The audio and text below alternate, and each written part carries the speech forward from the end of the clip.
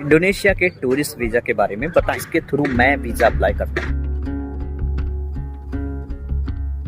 Hey guys, स्वागत है आप सबका एक और नवी वीडियो में। तो ये तीसरी वीडियो है जिस पर मैंने कहा था कि हम आपको इंडोनेशिया के टूरिस्ट वीजा के बारे में बताएंगे। तो लेट्स सी, जितना मिनट का भी वीडियो हो आप देखें जरूर और समझें। इतना देर में आप बिस्तर से उठेंगे, सो के फ्रेश होएंगे और उतना देर में आपका वीजा आपके हाथ में आ जाएगा। एक कप चाय पीने में जितना टाइम लगता है उतना ही टाइम इस वीजा को अप्लाई करने में लगेगा। That's it. तो चलिए शुरू करते हैं कि इंडोनेशिया भारतीय नागरिकों को दो प्रकार से वीजा देती है। पहला ई वीजा, जिसे इलेक्ट्रॉनिक वीजा बोलते हैं। दूसरा आगमन पर वीजा यानी वीजा ऑन अराइवल। दोनों पर बात करते हैं बारी बारी से। पहले नंबर पर बात करेंगे इलेक्ट्रॉनिक वीजा, जो आपको घर से निकलने, उस देश में जाने से पहले अप्लाई करना होगा। और एक चीज और बता देता हूँ, इस वीडियो के जो डिस्क्रिप्शन होगा ना, उसके नीचे एक लिंक देता हूँ जिसके थ्रू मैं वीजा अप्लाई करता हूँ। उस एप्लीकेशन का नाम है एटलिस्ट। उस पर जब आप क्लिक करेंगे तो आप सीधा एटलिस्ट के वेबसाइट पर या उनके एप्लीकेशन पर जाएंगे और वहां से एप्लीकेशन को डाउनलोड कर देंगे। डाउनलोड कर लेंगे प्ले स्टोर। इंडोनेशियन गवर्नमेंट की एक वेबसाइट है, उस वेबसाइट का लिंक इस वीडियो के डिस्क्रिप्शन में है। ये आपके स्क्रीन पर भी फ्लैश हो रहा होगा। यहाँ पे क्लिक करना, अपना नाम, पता, एड्रेस वगैरह जो भी है आप डालना।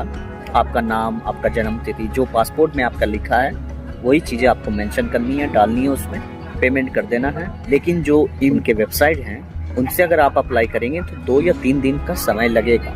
और डॉक्यूमेंट में क्या क्या चाहिए मैं वो भी बता देता हूँ। पासपोर्ट सबसे पहला। दूसरा पासपोर्ट साइज फोटोग्राफ्स जो कि लेटेस्ट होने चाहिए। डायमेंशन कुछ इतना से इतना आपके स्क्रीन पर फ्लैश हो रहा होगा। और तीसरे नंबर पर चाहिए रिटर्न टिकट।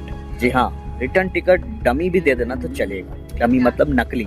अगर असली देंगे तो फिर रिफंडेबल वाला टिकट लेना तो असली दे सकते हैं। इससे क्या होगा कि वीज़ा अगर नहीं भी आया तो आप उसे कैंसिल कर देंगे तो बाद में आपके सारे पैसे रिफंड हो सकते हैं। चौथा ये है कि आप होटल बुकिंग करा लेना। होटल बुकिंग फ्री में हो जाता है, उसमें कोई पैसे नहीं लगते। booking.com उसका नाम है। और हाँ, बैंक स्टेटमेंट अगर आपके पास है तो ठीक है, कम से कम 1 लाख या 1.5 लाख होने चाहिए अप्रॉक्सीमेटली। जितना दिन भी वहाँ पे रहोगे, 10 दिन, 15 दिन, 20 दिन, उन दिनों में जो भी खर्चा होगा, रहने का, खाने का, चलने का, फिरने का, वो सारे एक्सपेंसेस आप खुद ही वेयर कर पाओगे या नहीं, इस रीजन की वजह से आपसे बैंक स्टेटमेंट की डिमांड की जा सकती है और नहीं भी, दोनों बात है। इतना ही है इसमें जो कुछ ओल झोल। उनके ऑफिशियल वेबसाइट से करेंगे 2000 से लेके 2500 रुपये लगेंगे। 30 दिनों के लिए आपको ये वीजा मिल जाएगा। अब दूसरा तरीका ये बताता हूँ कि जो दूसरा तरीका आगमन पर वीजा यानी वीजा ऑन अराइवल, आप इनमें से सारा कुछ कर लिए। आपने होटल बुकिंग कर ली, आपने बैंक स्टेटमेंट अपना ठीक कर लिया और जाने आने का फ्लाइट दोनों ले लिया। उसमें डमी नहीं चलेगा। आप इंडोनेशिया में लैंड कर गए, एयरपोर्ट पर लिखा रहता है वीजा ऑन अराइवल और ई वीजा, दोनों का अलग अलग काउंटर रहता है। तो आप वीजा ऑन अराइवल में जाएंगे, लाइन में थोड़ा देर खड़े रहेंगे, वहाँ पे पैसे देंगे, वहीं पर आपका पासपोर्ट लेके वहीं पर मुहर लगाएगा। बस 30 दिन। अगर आप इस वीजा को बढ़ाना चाहते हैं, लाइक कि मैं 30 दिन और रहूं, 60 दिन, आगमन पर जो वीजा आपको मिलेगा 30 दिन का, जो आप पहले से वीजा लेके जाएंगे ई वीजा, उसको भी आप एक्सटेंड करा सकते हैं इंडोनेशिया में रहते हुए। वो कैसे कराना है? हर देश में बड़ा शहर होता है, वहाँ पे माइग्रेशन ऑफिस होता है, या जो बॉर्डर वाले शहर होते हैं वहाँ पे माइग्रेशन ऑफिस होता है, आप्रव्रजन कार्यालय। वहाँ पे जाके आप अपने पासपोर्ट को देंगे ना, तो आपका वो वीजा खत्म होने से 1 हफ्ता पहले जाना है, वहीं पर कुछ पैसे लेंगे और आपके वीजा को एक्सटेंड कर देंगे। उम्मीद है कि आपको सारी जानकारी फुलफिल लगी होगी, अच्छी लगी होगी। तो आपको हम एक चीज और मेंशन करते हैं कि जिस एप्लीकेशन के थ्रू मैंने वीजा अप्लाई किया है, वो एप्लीकेशन से कैसे अप्लाई करते हैं, चलिए मैं उस पर एक नजर आपको बता देता हूँ। चलिए जी, अब मैं आपको उस एप्लीकेशन के बारे में बताता हूँ जिसकी मैंने अभी चर्चा की है। एप्लीकेशन कुछ इस तरह से खुलता है, ओपन होता है, बहुत आसान है। आप किसी भी कंट्री का वीज़ा अप्लाई कर सकते हैं। जैसा कंट्री रहेगा वैसा वीज़ा आपको मिलेगा, यानी कि जो कंट्री ज़्यादा पावरफुल होगा उसके वीज़ा में थोड़ा ज़्यादा टाइम लगेगा। ज़्यादा टाइम मतलब 4 दिन, 5 दिन।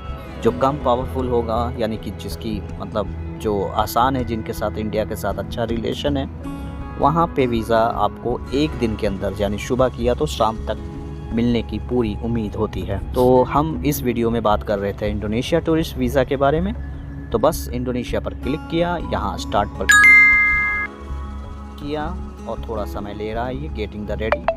यहाँ पे आप अपने पासपोर्ट को, जो भी आपका पासपोर्ट है, उसको स्कैन कर सकते हैं या आपकी गैलरी में पहले से जो पासपोर्ट मौजूद है वहाँ से इसको उठा के पिक कर सकते हैं। चला गया, मेरा वीज़ा हो गया रेडी।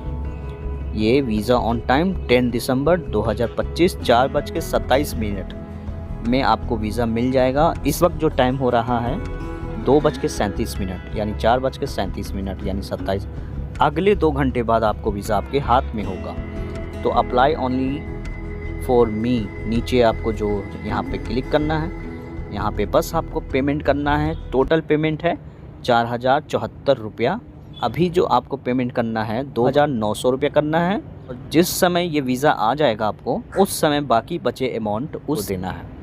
तो उस समय जैसे ही आप अमाउंट पे करेंगे आपको वीज़ा PDF में मिल जाएगा। आप उस PDF को डाउनलोड करके निकालवा सकते हैं या फिर मोबाइल में रखते हुए भी आप उससे आसानी से ट्रैवल कर सकते हैं। अगर इन द केस वीज़ा आपका रिजेक्ट होता है किसी कारणवश तो भी आपको 2900 रुपये पैसे वापस हो जाएंगे उसी दिन उसी घड़ी। ये था इस एप्लीकेशन का पावर, जो कि बहुत ख़ास एप्लीकेशन है।